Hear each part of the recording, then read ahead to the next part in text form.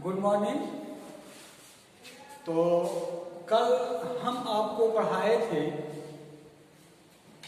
साहित्यिक स्रोत। तो साहित्यिक स्रोत के विषय में आपने पढ़ा था ऋग्वैदिक कालीन की एक घटना जो ऋग्वेद में वर्णित है, जिसमें सुदास और जो है पुरु जन के मध्य युद्ध हुआ था और उस युद्ध में सुदास की विजय हुई थी और सुदास जो है ऋग्वैदिक कालीन के चक्रवर्ती सम्राट बन जाते हैं।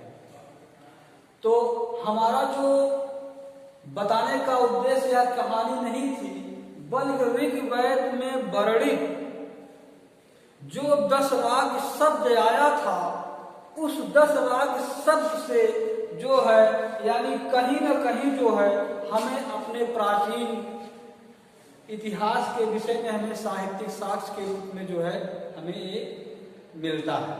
ठीक है, तो इसी कड़ी में हम साहित्यिक स्रोत में आगे बढ़ते हैं और आज हमें पढ़ना है बौद्ध साहित्य। तो बौद्ध साहित्य में भी जो है कुछ ऐसे ग्रंथ हैं जो ऐतिहासिक दृष्टि से अत्यंत महत्वपूर्ण है। इसमें जो सबसे महत्वपूर्ण है वह है त्रिपिटक।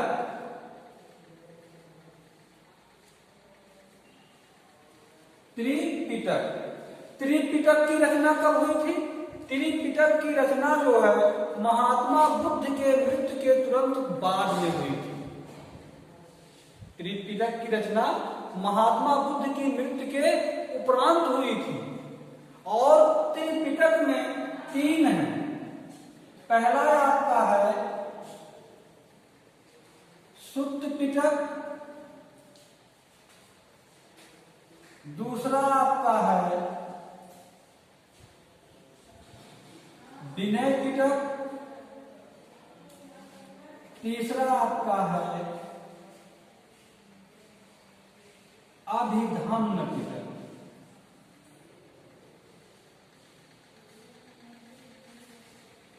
ये 3 पिटक हैं और तीनों पिटक जो हैं ये ऐतिहासिक साक्ष्य की दृष्टि से अत्यंत महत्वपूर्ण है। सुत्त पिटक में क्या है? सुत्त पिटक में भिक्षुओं के आचरण संबंधी या इस तरह आप कह सकते हैं कि सुत्त पिटक में संघ संबंधी नियम है। संघ संबंधी नियम है अर्थात यदि कोई भिक्षु संघ में रहता है तो वह जो है उसे संघ के जो भी नियम बने हैं, जो भी उसके जो है कानून बनाए हैं, उसके अंतर्गत उसको जो है क्रियाकलाप करना पड़ेगा, उसे रहना पड़ेगा। इसके बाद जो है दूसरा है आपका विनय पिटक। विनय पिटक में धार्मिक उपदेश है। विनय पिटक में धार्मिक उपदेश है, यानी बौद्ध धर्म से संबंधित जितने भी धार्मिक उपदेश हैं वो किसमें है? विनय पिटक में। आपका तीसरा है अभिधम्म पिटक। अभिधम्म पिटक में दार्शनिक सिद्धांत है। दार्शनिक सिद्धांत यानी बौद्ध धर्म का दर्शन क्या है और इसके सिद्धांत क्या है। ठीक, अब ये हो गए पिटक। पिटक के अलावा 2 और हैं, 2 ग्रंथ हैं और अत्यंत महत्वपूर्ण हैं। ये महायान ग्रंथ है। महायान ग्रंथ है। पहला आपका है ललित बिस्तर। पहला ललित बिस्तर है और ललित बिस्तर में महात्मा बुद्ध को देवता के रूप में जो है माना गया है। ललित बिस्तर में महात्मा बुद्ध को देवता के रूप में माना गया है। और दूसरा ग्रंथ है दिव्यावदान। दिव्यावदान जो है यह ऐतिहासिक दृष्टि से अत्यंत महत्वपूर्ण है। ऐतिहासिक दृष्टि से अत्यंत महत्वपूर्ण क्यों है? क्योंकि इसमें सम्राट अशोक के उत्तराधिकारी से लेकर यानी पुष्यमित्र शुंग,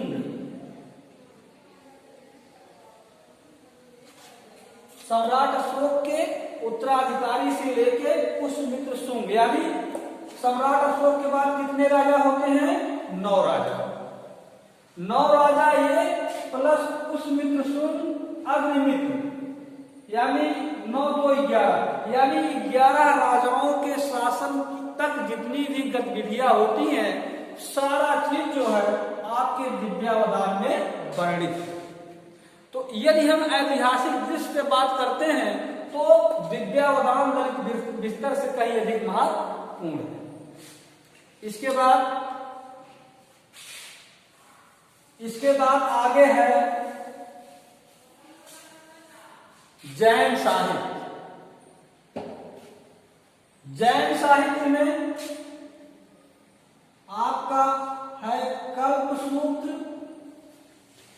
पहला कल्पसूत्र है, दूसरा है परिशिष्ट पर्वन, तीसरा आपका है अचरांग सूत्र।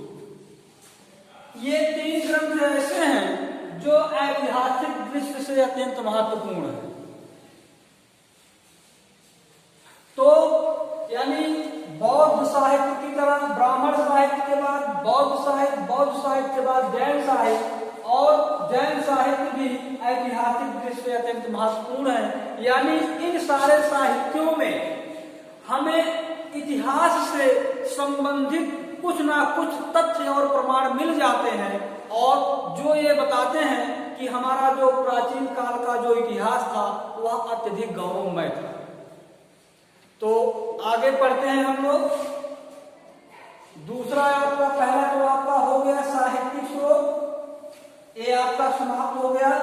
अब दूसरा है विदेशी यात्रियों के विवरण।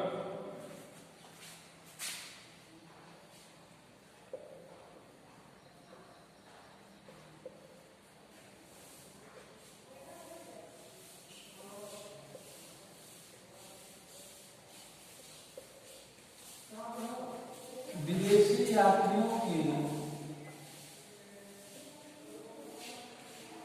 विवरण। तो जिस प्रकार साहित्यिक स्रोत यानी साहित्यिक स्रोत मीन्स भारत के जो साहित्यिक स्रोत थे वो तो ऐतिहासिक दृष्टि से महत्वपूर्ण थे ही, लेकिन वहीं पर उससे अधिक महत्वपूर्ण आपका है विदेशी यात्रियों का विवरण। विदेशी यात्रियों का विवरण क्यों महत्वपूर्ण है प्राचीन इतिहास के लिए? वो इसलिए है कि विदेश के बहुत सारी ऐसे यात्री थे जो आक्रमण के समय में भारत आए, कुछ जो है यात्रा करने भारत आए, कुछ जो है नालंदा विश्वविद्यालय में अध्ययन करने के लिए आए, कुछ जो है व्यापार करने के उद्देश्य से भारत में आए। तो जब ये भारत में आए तो इन्होंने भारत के विषय में चाहे वो किसी भी माध्यम से इन्होंने भारत के विषय में कुछ ना कुछ अपनी जो है यात्रा विवरण में इन्होंने लिखा और वही आज ऐतिहासिक दृष्टि से हमारे लिए अत्यंत महत्वपूर्ण है। तो सबसे पहले हम इसको कई भागों में बांटते हैं। पहला हम यहां लेते हैं यूनानी साहित्य।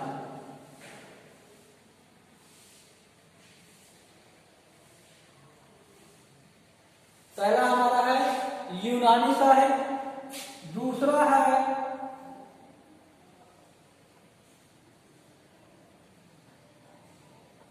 रोमन साहित्य, तीसरा है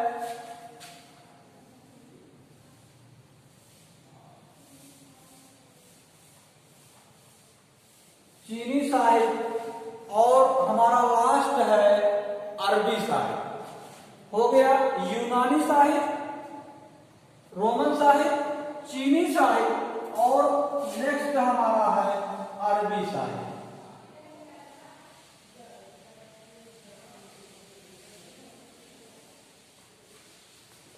तो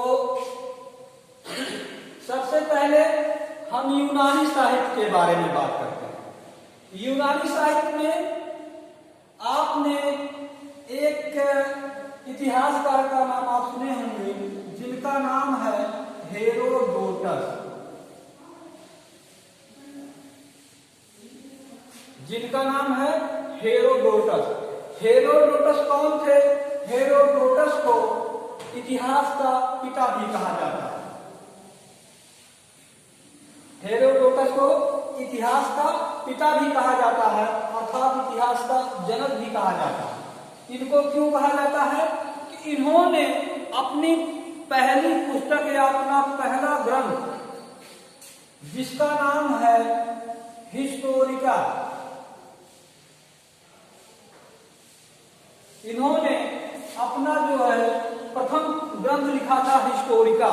और हिस्टोरिका के अंतर्गत इन्होंने जो है यानी इसको क्रमबद्ध तरीके से जिस प्रकार इतिहास लिखना चाहिए उस प्रकार इन्होंने इतिहास लिखने का प्रयास किया और इसलिए इनको ही इतिहास का जनक कहा जाता है।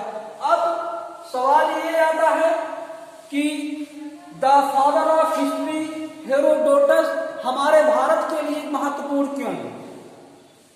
तो हमारे भारत के लिए महत्वपूर्ण इसलिए है कि इन्होंने जो अपनी पुस्तक, जो अपनी ग्रंथ हिस्टोरिका लिखा है, इस हिस्टोरिका में इन्होंने भारत और फारस के मध्य, भारत और फारस के मध्य जो व्यापारिक संबंध था, जो व्यापारिक संबंध था उसका उल्लेख इन्होंने अपनी ग्रंथ हिस्टोरिका में किया। तो इसलिए ये हिस्टोरिका जो है ये हमारे भारत के इतिहास के लिए अत्यंत महत्वपूर्ण है। इसके बाद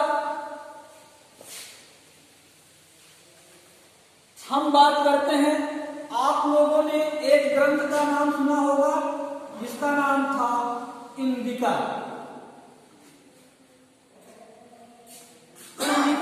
इंडिका के लेखक कौन थे? इंडिका के लेखक थे मेगास्थनीज। अभी मेगास्थनीज कौन थे? मेगास्थनीज भी एक यूनानी थे और मेगास्थनीज जो थे ये सेल्यूकस निकेटर के राजदूत थे। मेगास्थनीज जो थे ये सेल्यूकस निकेटर के राजदूत थे।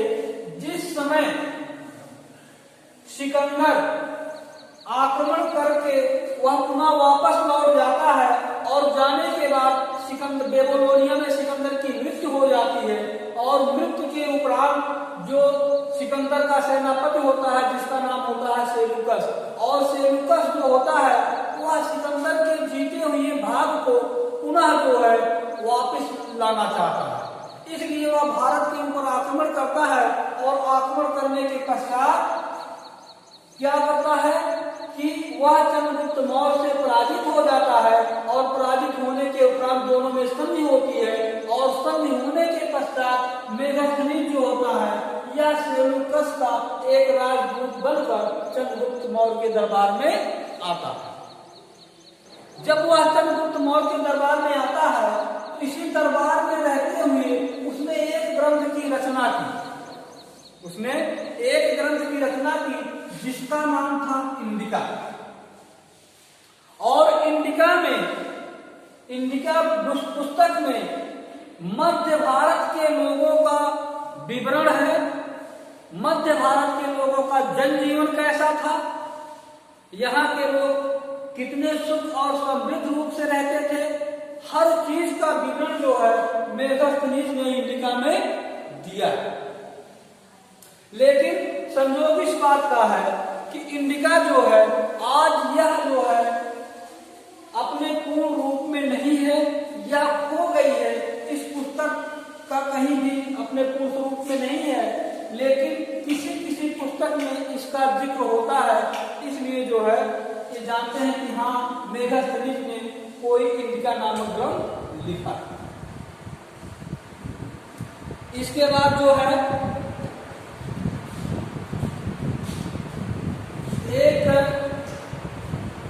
एक पुस्तक और है, एक पुस्तक और है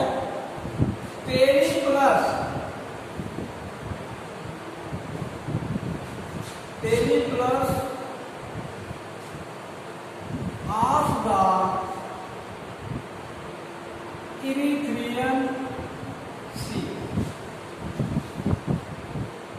एक पुस्तक भी अत्यंत महत्वपूर्ण है, एक पुस्तक भी अत्यंत महत्वपूर्ण है। क्यों महत्वपूर्ण है? क्योंकि यानी इस पुस्तक में लाल सागर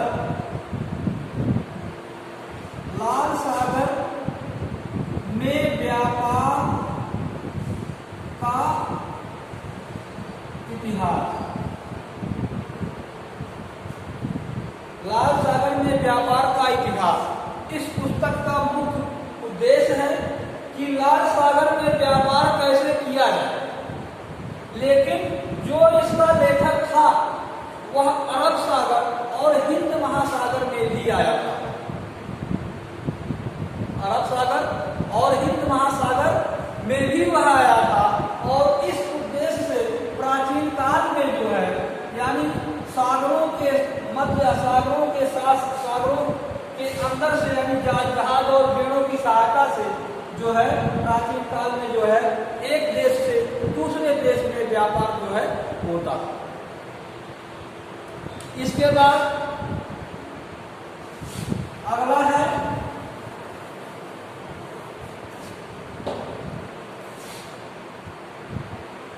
टालमी। अगला है टालमी, जिन्होंने एक ग्रंथ लिखा था भूगोल यानी भारत का।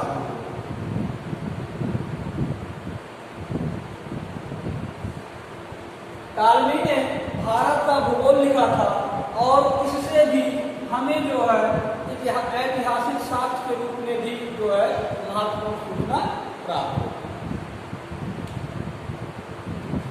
तो ये हो गया यूनानी साहित्य। यूनानी साहित्य हमारे भारतीय इतिहास के लिए कितना महत्वपूर्ण है। इसके बाद जो है अगला है रोमन साहित्य। अगला है रोमन साहित्य। रोमन साहित्य में एक पुस्तक है जिसका नाम है नेचुरल हिस्ट्री। नेचुरल हिस्ट्री जिसके राइटर हैं प्लिनी मौर्य, जिसके राइटर है प्लिनी मौर्य, ठीक है। और यह नेचुरल हिस्ट्री जो है यह भी भारत के इतिहास के लिए अत्यंत महत्वपूर्ण है। दूसरे एक और थे, रोम से भारत में आए थे यात्रा करने, जिनका नाम था मार्को पोलो।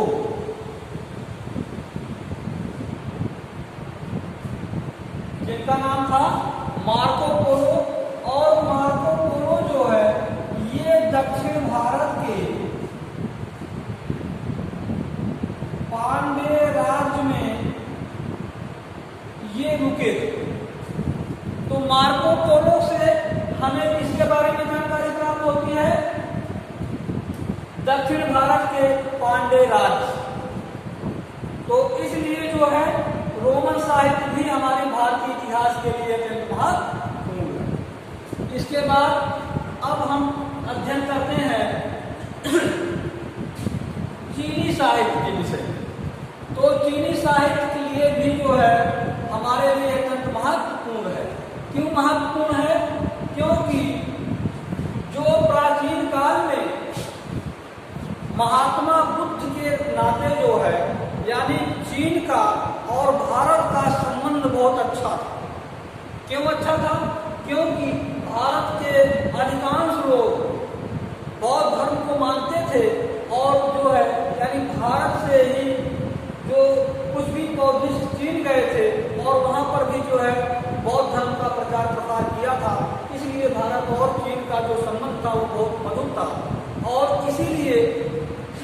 भी कुछ यात्री जो है वो भारत में आए।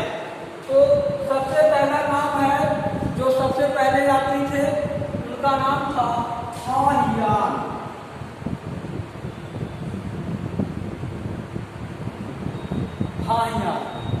हाहियान जो है ये गुप्त वंश से आए। हाहियान कब आए थे? ये गुप्त वंश में आए थे। और हाहियान ने गुप्त वंश में रहते हुए भी भारत के लोगों का, यहाँ के व्यापार का, यहाँ के लोगों का जनजीवन का और यहाँ के सुख और समृद्धि का इन्होंने अपने यात्रा विवरण में अच्छी तरह से जो है उल्लिखित किया है। और इससे हमें भी सहायता, अपने इतिहास को जानने में सहायता प्राप्त होती है। इसके बाद जो सबसे जाना पहचाना नाम है वह नाम है ह्वेनसांग का। क्या नाम है? ह्वेनसांग। और ह्वेनसांग जो है किसके दरबार में आए थे? हर्षवर्धन।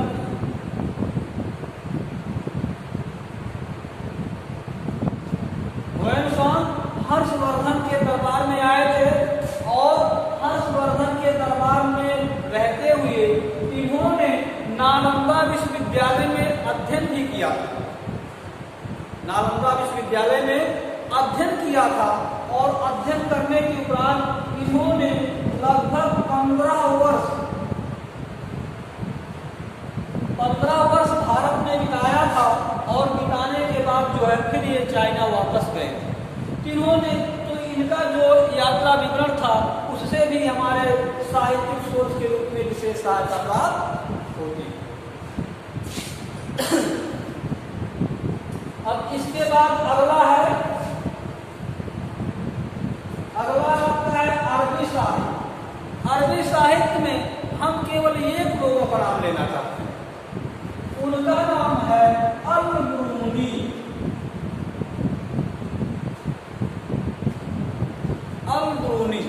अल-बिरूनी कौन थे? अल-बिरूनी जो थे ये इनका निवास स्थान खीवा। इनका निवास स्थान कहाँ था? खीवा। और खीवा पर महमूद गजनवी ने आक्रमण किया और आक्रमण करने के उपरांत खीवा को ये जीत लेता है और वहां पर तमाम लोग बंदी बनाए जाते हैं। और उसी बंदी में एक व्यक्ति और था जिसका नाम था अल-बिरूनी। और जब ये बंदी रूप में रहता है तो जो महमूद गजनवी होता है ये अल-बिरूनी की प्रतिभा को पहचान जाता है और इसको अपने ही राज्यसभा में ज्योतिष के पद पे जो है सुशोभित कर देता है। और जब ज्योतिष के पद पे सुशोभित कर देता है तो सुशोभित करने के पश्चात यानी जब महमूद गजनवी सोमनाथ पर आक्रमण करता है, महमूद गजनवी जब सोमनाथ पर आक्रमण करता है तो मोहम्मद गजनवी के साथ में अल-बिरूनी भी भारत में आता है। और आने के उपरांत यानी जो मोहम्मद गजनवी की सोच थी वह भारत के प्रति निंदापरक थी, लेकिन वहीं पर उसका एक ही जो इतिहासकार कवि था यह भारतीयों को बड़े प्रशंसापरक दृष्टि से देखता था। और इसने अपनी पुस्तक तहकीक-ए-हिंद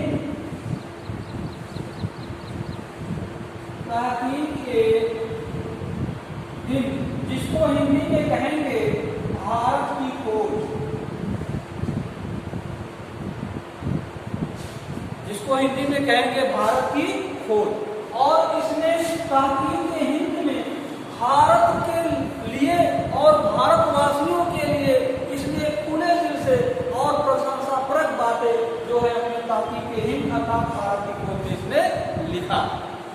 तो इसलिए चाहे देसी साहित्य हो या विदेशी यात्रियों के विवरण हो, यूनानी साहित्य, रोमन साहित्य, चीनी साहित्य, अरबी साहित्य, ये जितने भी साहित्य हैं ये भारतीय इतिहास के लिए अत्यंत महत्वपूर्ण